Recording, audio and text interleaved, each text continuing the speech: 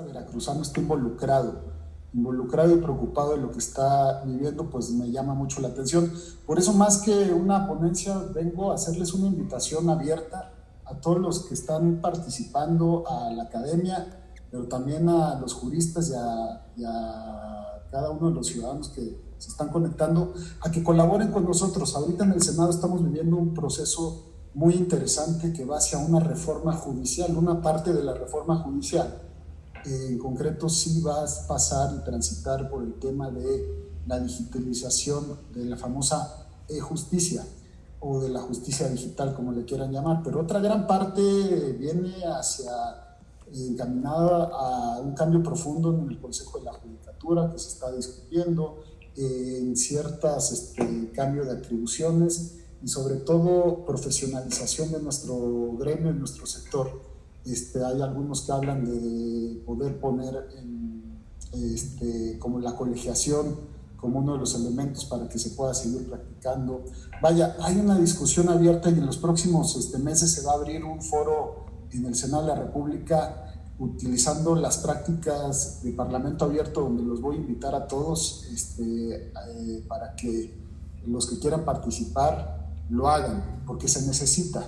Llegó el momento de que nosotros estemos muy involucrados en lo que sucede en el poder legislativo, porque ahí se generan las leyes y desgraciadamente cuando los que estamos en la práctica no participamos en la construcción de la legislación, pues lo que pasa es que los vicios se vuelven profundos y a la larga no podemos lograr que las cosas funcionen. Un tema en concreto es lo que estamos viviendo. Ahora el letargo judicial se hizo mucho más evidente con el tema de la pandemia, bien lo dijo la magistrada presidenta Sofía Martínez, pues que en Veracruz en concreto nos agarró la pandemia con los dedos en la puerta. Y claro, pues que en Veracruz en concreto nos agarró la pandemia con los dedos en la puerta. Y claro, pues ella acababa de llegar, pero hay antecedentes en México que tenemos desde la Constitución ya la facultad para haber migrado a la justicia digital y no lo hicimos. ¿De qué estamos hablando? Pues se habla de cerca de 2 millones de expedientes en rezago judicial a nivel nacional. Se dice que son cerca de 25,000 casos nuevos mensuales que están ahí parados y desgraciadamente no tenemos cifras fidedignas y precisas porque no tenemos herramientas tecnológicas. Con el inicio de la pandemia se cerraron los juzgados y pues es entendible. Primero había que cuidar la salud y sin salud no hay nada, pero la situación se fue alargando mes a mes. La situación empezó a afectar pues ya no solo a los justiciables, empezó a afectar también a los operadores de derecho todos, a los juristas que no podían trabajar, al personal administrativo, al personal hasta de limpieza de los juzgados y los proveedores de alrededor de los juzgados, porque también hay negocios que viven desde sacar copias hasta vender tortas y todo se fue paralizando, y no solo en este sector, pero el problema de que se paralice la justicia es muy grave. Es muy grave porque nuestro régimen democrático está construido o edificado más que nada en una impartición de justicia eficaz. Si la justicia se para, el régimen democrático, entendido como lo describe el artículo 3 constitucional, que no solo habla de la democracia como una estructura jurídica o un régimen político, sino como un sistema de vida que está fundado en el constante mejoramiento económico, social y cultural, pues parte de ese mejoramiento es la convivencia. Y en la convivencia se tiene que garantizar, claro, primero las libertades, los derechos, pero ahí dicen la filosofía del derecho que la libertad sin límites es anarquía. Y si no tenemos impartición de justicia que ponga límites a esas libertades, pues entonces a lo que sigue es la anarquía, el enojo social, el paralizar nuestro sistema judicial, que no fue un tema exclusivo de México, fue un tema mundial. Pues claro que lleva a una sociedad que se enoja, a una sociedad que empieza a tener rasgos anárquicos, y cuando digo rasgos anárquicos, pues bueno, manifestaciones de desesperación, y se desborda, y eso no lo queremos. ¿Cómo podemos acabar con el rezago? Pues sí, una herramienta muy importante puede ser las tecnologías de la información. Las tecnologías de la información se utilizan cotidianamente en todo tipo de industrias. Vaya, lo estamos usando ahorita, este foro, y estamos utilizando una plataforma que yo no conocía antes de la pandemia, que se llama el Zoom, y que es muy eficaz para seguir trabajando, pero en la industria usan tecnologías cifradas para administrar grandes conglomerados con más seguridad, con más candados de control que cualquier otro medio escrito o anticuado. Vaya, la verdad es que nos hemos rezagado mucho en el país en ese sentido, y sin razón, porque les puedo decir que desde 2013 el Poder Judicial de la Federación ha sacado diferentes acuerdos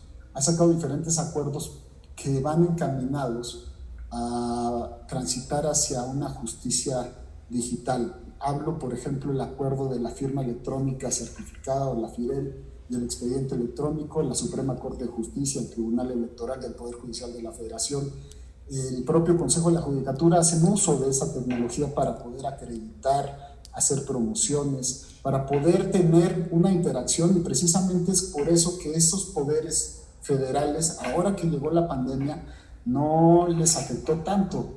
Hay acuerdos para elaborar versiones públicas de asuntos para que los juristas los puedan consultar, para intercomunicación, para promover vía electrónica actuaciones y solicitar también recibir notificaciones. Y lo mismo lo podríamos haber migrado desde hace tiempo sin una necesidad de una reforma constitucional al ámbito local, pero desgraciadamente no sucedió.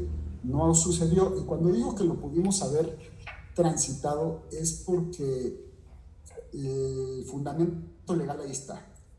Todos ustedes seguramente conocen el artículo 17 constitucional, que la libertad sin límites es anarquía. Y si no tenemos impartición de justicia que ponga límites a esas libertades, pues entonces a lo que sigue es la anarquía, el enojo social, el paralizar nuestro sistema judicial, que no fue un tema exclusivo de México, fue un tema mundial. Pues claro que lleva a una sociedad que se enoja, a una sociedad que empieza a tener rasgos anárquicos, y cuando digo rasgos anárquicos, pues bueno, manifestaciones de desesperación, y se desborda, y eso no lo queremos. ¿Cómo podemos acabar con el rezago? Pues sí, una herramienta muy importante puede ser las tecnologías de la información. Las tecnologías de la información se utilizan cotidianamente en todo tipo de industrias. Vaya, lo estamos usando ahorita, este foro, y estamos utilizando una plataforma que yo no conocía antes de la pandemia, que se llama el Zoom, y que es muy eficaz para seguir trabajando, pero en la industria usan tecnologías cifradas para administrar grandes conglomerados con más seguridad, con más candados de control que cualquier otro medio escrito o anticuado. Vaya, la verdad es que nos hemos rezagado mucho en el país en ese sentido, y sin razón, porque les puedo decir que desde 2013 el Poder Judicial de la Federación ha sacado diferentes acuerdos que van encaminados a transitar hacia una justicia digital. Hablo, por ejemplo, el acuerdo de la firma electrónica certificada, o la FIREL, y el expediente electrónico. La Suprema Corte de Justicia, el Tribunal Electoral del Poder Judicial de la Federación, el propio Consejo de la Judicatura hacen uso de esa tecnología para poder acreditar, hacer promociones, para poder tener una interacción, y precisamente es por eso que estos poderes federales, ahora que llegó la pandemia, no les afectó tanto. Hay acuerdos para elaborar versiones públicas de asuntos para que los juristas los puedan consultar, para intercomunicación, para promover vía electrónica actuaciones y solicitar también recibir notificaciones. Y lo mismo lo podríamos haber migrado desde hace tiempo sin una necesidad de una reforma constitucional al ámbito local, pero desgraciadamente no sucedió. Y cuando digo que lo pudimos haber transitado es porque el fundamento legal ahí está. Todos ustedes seguramente conocen el artículo 17 constitucional, que básicamente reza que se debe tener una justicia pronta y expedita, es una obligación del Estado. Y además el artículo 6 constitucional, si lo complementamos, sí se los quiero leer, habla de que el Estado deberá garantizar el derecho de acceso a las tecnologías de la información y comunicación, así como los servicios de radiodifusión y telecomunicaciones, incluido el de banda ancha en Internet. El acceso a la justicia debe de adecuarse a los parámetros constitucionales. Es decir, el fundamento constitucional ahí estaba para que desde antes de 2013, que fue cuando se reformó ese artículo 6 constitucional y que le dimos entrada al derecho humano de tener acceso a las tecnologías, pudimos haberlo migrado en todos los ámbitos, incluido el poder jurisdiccional, pero desgraciadamente no lo hicimos en tiempo, en forma, y de repente llega una pandemia de las magnitudes que estamos viviendo y vemos un rezago que no es exclusivo del estado de Veracruz. Les quiero decir que a nivel nacional solo hay nueve poderes judiciales que realmente han utilizado herramientas tecnológicas: Querétaro, Nuevo León, Coahuila, Estado de México, que mencionó la doctora Sofía, tiene expediente virtual. Les quiero decir que, por ejemplo, ese expediente virtual que utilizan en el Estado de México, que tanto nos gusta a los abogados que litigamos porque puedes tener interacción con el expediente, ese está hecho por una compañía jalapeña. La tecnología es jalapeña y la tienen allá funcionando en el Estado de México. Entonces, gente por muchos años de incorporar esos recursos idóneos y habilitarlos para que estemos preparados para, en casos de pandemias o en casos de emergencia, podamos migrar sin ningún letargo hacia expedientes digitales, promociones digitales, juicios digitales. Como dicen, una cosa es un juicio digital, una cosa es un juicio en línea y otra cosa es la digitalización. Son complementarios unos de otros. Debimos haberlo hecho, teníamos las herramientas constitucionales para hacerlo. Incluso muchas de las legislaciones locales lo habían hecho oportunamente también legislado, pero no se había avanzado. Y ahí es donde, dentro de lo malo que tiene una pandemia, pues al menos pone en evidencia estos problemas. Y le puso en evidencia el problema a muchos legisladores. Muchos legisladores empezaron a recibir peticiones para poder legislar en la materia. Yo no soy muy creyente de que debemos de legislar todo a nivel constitucional.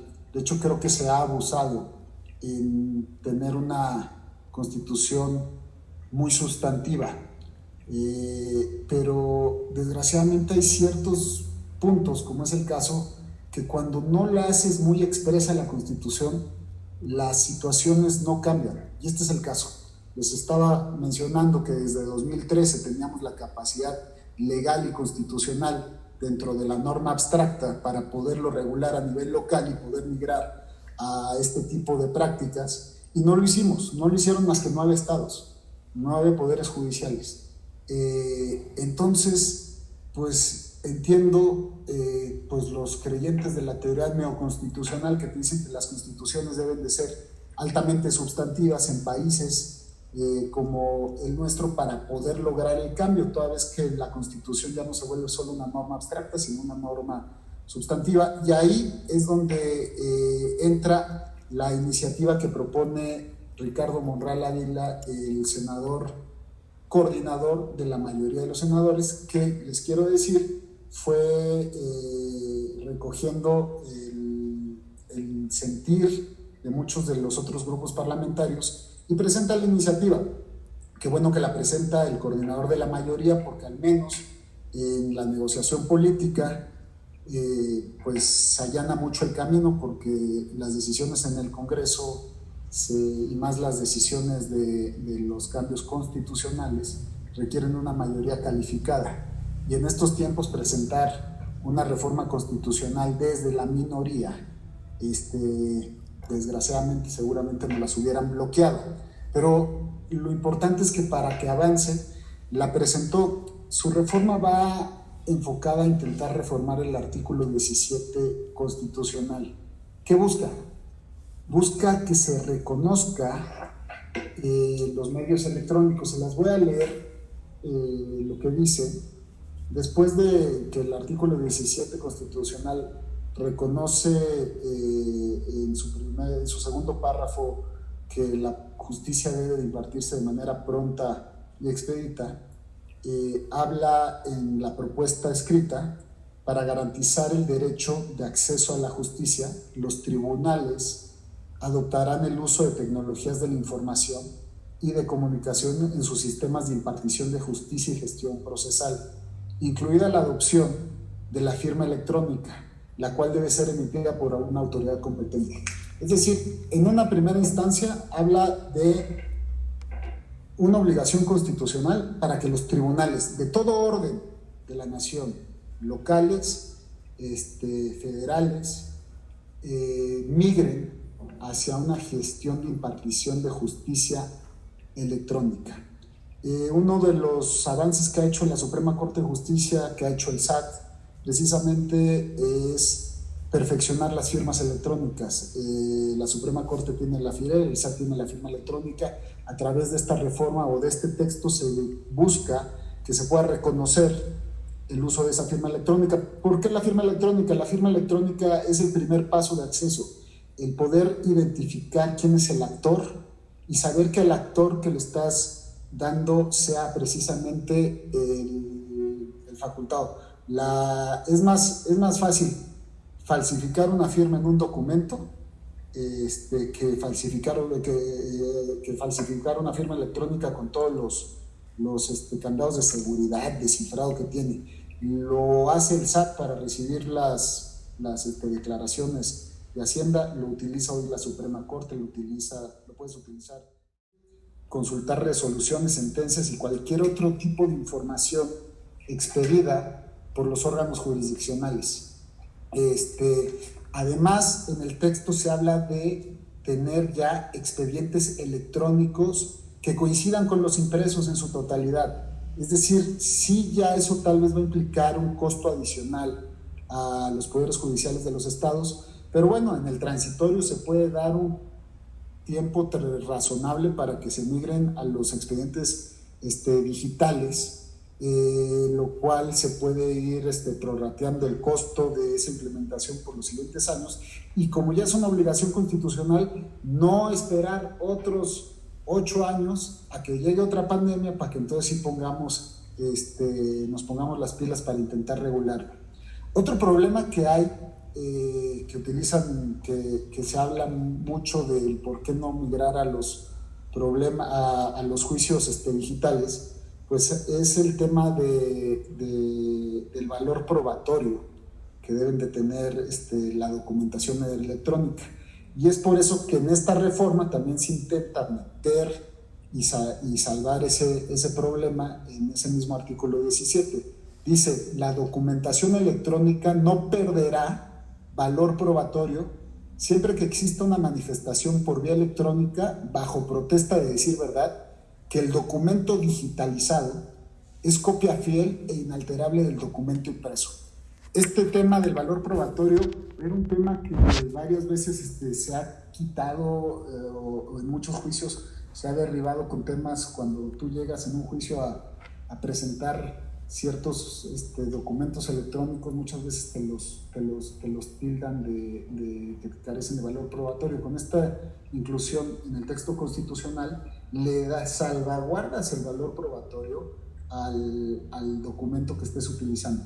De esa manera, pues es que se está intentando que se logre habilitar este sistema de manera nacional universal, que todos los poderes judiciales que son independientes uno de otro tengan como referente, como carta astral que nos marca el norte a la Constitución y por ende hacer las promociones. Como les decía, a mí no me encanta que se hagan estas reformas a nivel constitucional altamente sustantivas, pero hay ciertos temas cuando se habla de derechos humanos que si se siguen vulnerando, como es el derecho humano al acceso a la justicia pronta y expedita, pues tal vez sí vale la pena hacer documentos altamente sustantivos como para que realmente surja el efecto cascada y se empiece a permear.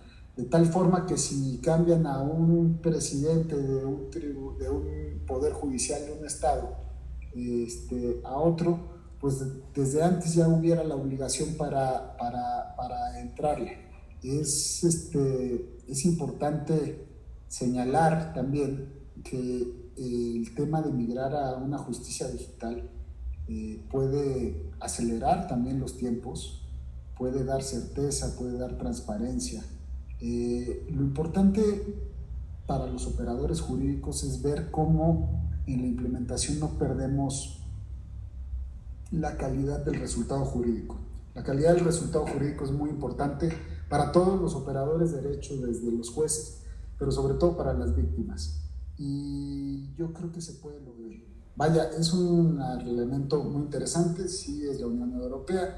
Tenemos ejemplos como el de Holanda y Singapur, donde los juzgados allá usan tecnologías de la información, incluso pues bueno, allá se habla de temas, el debate local de la bioética y la ética digital, usan un sistema común de manejo de casos, las partes tienen acceso a él, los jueces tienen foros virtuales entre ellos para discutir temas de su propia jurisprudencia y tienen acceso interno a colaborar. Es muy interesante lo que pasa ahí, pero bueno, si nos aterrizamos en el continente americano, Chile en 2015 empezó a legislarlo de una manera muy innovadora. Ellos sacaron la ley de tramitación electrónica.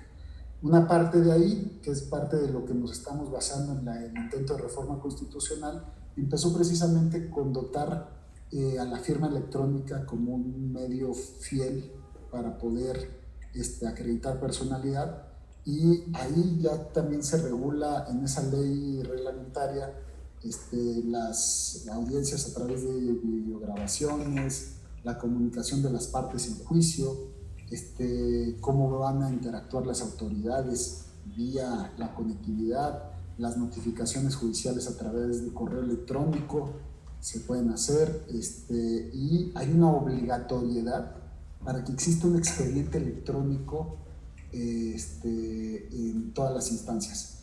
Ese sería un paso que deberíamos en algún momento dar en los poderes judiciales de los estados. Yo creo que es un paso adecuado. Y vienen los debates. México está preparado, ¿no? Tiene la conectividad en toda su población para lograr estar conectado y poder transitar una justicia digital. Pues tal vez no todos, pero sí una gran parte de la población. A ver, la encuesta nacional sobre disponibilidad y uso de tecnologías de la información más reciente es de 2019. Nos habla que el 70% de la población de 6 años o más es usuaria de Internet. O sea, vemos 20 millones de hogares que disponen de conexión a Internet, pero de alguna u otra manera el 96% de la población tiene forma de llegar a la red.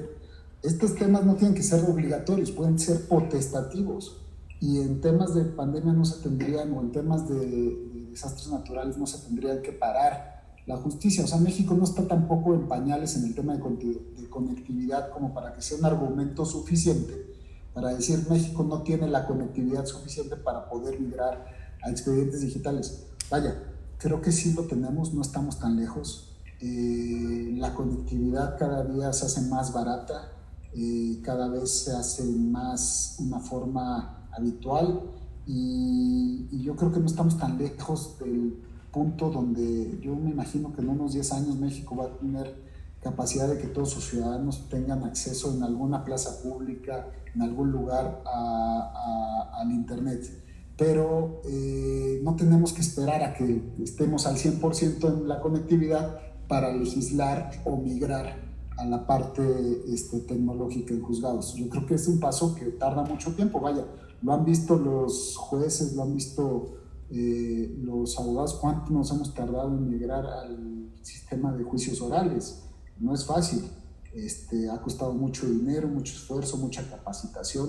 El propio transitorio te da más de 8 años para implementarlo y no lo pudimos cumplir. Vaya, yo creo que si no empezamos ahorita a migrar como una obligación a por lo menos tener carpetas digitales, adelante. Y luego pueden pasar cosas bien padres con las carpetas, con las actuaciones en temas digitales. Es decir, si el día de mañana las fiscalías también tienen expedientes penales digitales, pues es más fácil la interacción para todos, evitas que las víctimas se revictimicen, porque muchas veces tienen que ir a un MP a contar la tragedia que les pasó una, otra vez y otra vez y otra vez, hasta que se acaban ellas mismas sintiendo, o ellos mismos sintiendo amedrentados, y prefieren no activar los sistemas de justicia. Y muchas veces esto se puede evitar si tenemos carpetas electrónicas únicas de cada caso. Se pueden consultar y podemos saber exactamente quién hace actuaciones. Podemos evitar que se caigan muchos casos por malas actuaciones de los ministerios públicos, porque cada vez que accedes a un expediente electrónico dejas una huella digital, sabes por lo menos quién lo hizo.